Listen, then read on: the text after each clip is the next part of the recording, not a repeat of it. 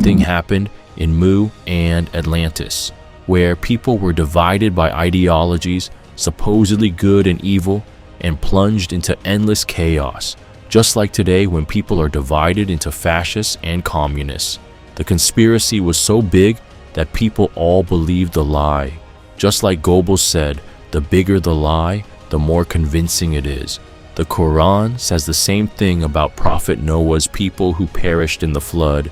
Noah said, "My Lord, they have disobeyed me and followed one whose wealth and children give him no increase but only loss." It is important to note that the term person is used here, not human. These persons with many children and many possessions could be aliens. The fact that these gods had many relations with human women and had many children is also repeatedly mentioned in the ancient records. And they have plotted a mighty plot. This verse means that they are preparing great, gigantic, horrible, and terrible traps. The word meeker in this Quranic verse actually means trickery, deception, trap, but it also includes the meaning of order, arrangement. Here it seems to say that the biggest trap is a mental trap rather than an actual and physical trap. Otherwise, we do not see the meaning that they set a trap in front of Noah and made him fall into it. That is, the people followed leaders whose wealth and children would only bring them harm in the hereafter.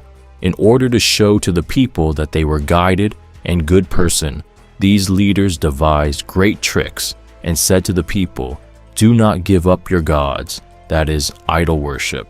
And they have said, "You shall not leave your gods, nor shall you leave Wad, nor Suwa, nor Yaguth, nor Ya'uk, nor Nasr." The 5 idols mentioned here were the idols of the people of Noah, which were later passed on in some form to the Arabs of the pre-Islamic ignorance period. According to the narration of Tabari, these idols were washed away by the flood to the shore of Judah. Amr b Luhai brought them among the Arabs. One of the jinns, a friend of Amr, who was a soothsayer, told him to go to the shore of Judah and bring the idols he would find there and invite the Arabs to worship them. Amr brought the idols and distributed them among the Arabs. In ancient times, as you know, these idols were depicted as Ved, a man, Suwa, a woman, Yuk, a horse or bull, Nesser, an eagle, and Yegus, a lion. You already see these depictions in ancient idols all over the world. The fact that the same images of these idols also existed among the Arabs, and that even centuries after the flood, these idols were spread all over the world in the same way, is an indication that there was a power behind them that spread them. And indeed they have led many astray. And, O Allah, grant no increase to the Zaliman, polytheists, wrongdoers and disbelievers, etc., save error. Because of their sins they were drowned. Then were made to enter the fire, and they found none to help them, instead of Allah. And Noah said, "My Lord, leave not one of the disbelievers on the earth. If you leave them, they will mislead your slaves, and they will beget none but wicked disbelievers." From these verses in the Quran, it is clear that the rulers of the country of Mu have misled many people through their great traps. People were so brainwashed by these traps that even if one of them remained, he would continue to raise his children with the same ideologies and lead them astray. According to the Quran, even Noah's son did not believe in Noah during the flood. The people accused Noah of destabilizing their order, their ideology. In fact, what they called stability was the stability of evil. Humanity has been deceived. They were divided into Belial's forces of darkness and the forces of good, and they were enemy to each other. On the surface, the two ideas were in conflict with each other, but in fact, both ideas were superstitious doctrines. The human race divided into two would fight each other and destroy each other. Noah was caught in the middle in such an environment, he could not find anyone who believed in him and saw the truth among the human beings who were divided into two different poles and could not see any other thought other than two different thoughts. Just like today, people have adopted either communism or capitalism as their form of government and cannot see a third option. And for this cause, there have been countless civil wars all over the world and countless people have died. This list shows the number of deaths and the number of civil wars that took place after the Second World War in almost every part of the world, because people supported communism or capitalism, that is America or Russia. Some of these wars lasted for decades, and some are still going on. In the same way, there is a lot of evidence that such global wars took place in antiquity, and we will see them in the section on ancient technologies. With this satanic plan, the devil aimed to cause more bloodshed, because otherwise the demons could not kill so many people without endangering themselves. Because Satan, verily, sows disagreements among them. O you who have believed, enter into peacefulness, the whole of you, and do not ever follow the steps of Shaitan. Surely he is an evident enemy to you. The forces of good used magic and technology for good. The forces of good taught spells to make people who swore allegiance to them happy.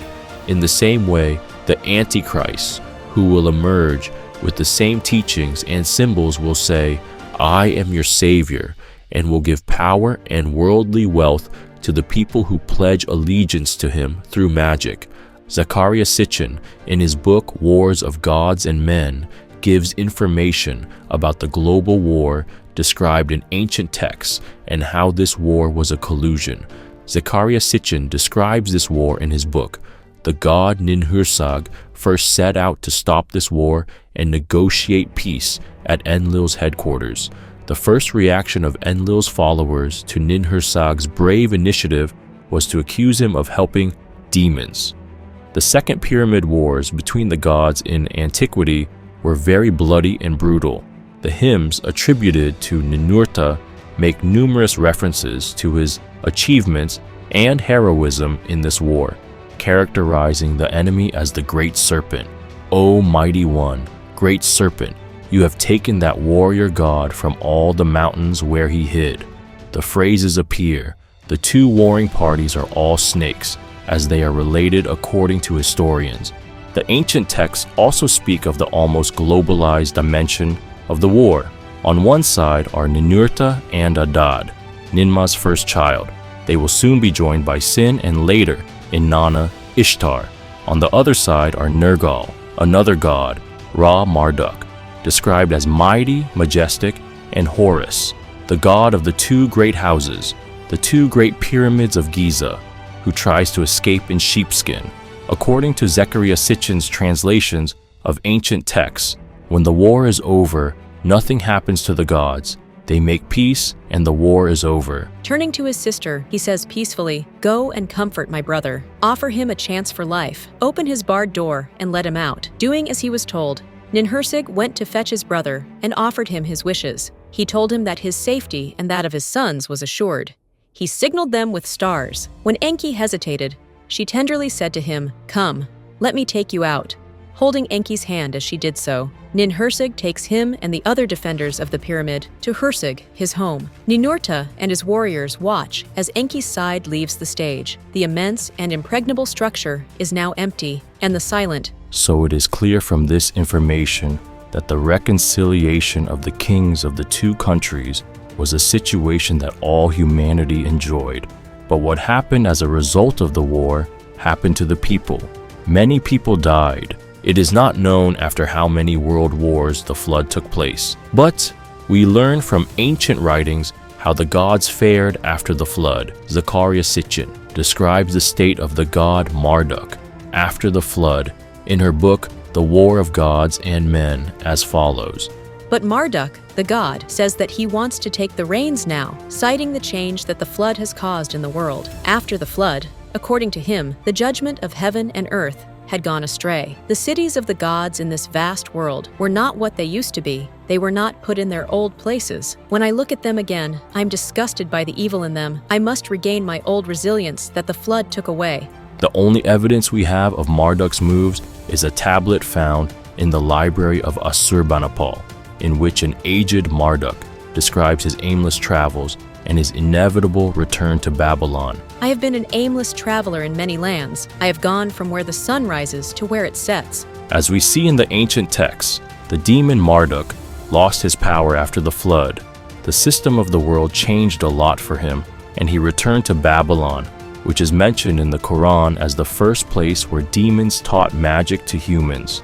The reason we are talking about these battles in different records is that they are very similar to each other, and there is a high probability that the same event was described in different cultures. As a result, with the flood, the system of endless chaos that drove people to wars and spread all over the world was destroyed, and the continental countries of Mu and Atlantis, which were the centers of this chaos, sank and disappeared. The kings, the dimensional beings who ruled the people, were no longer visible. In other words, the world was formatted. So what is the evidence about the giants who played a role in these wars? What is described in ancient records and religious texts? Stay tuned for all this and more.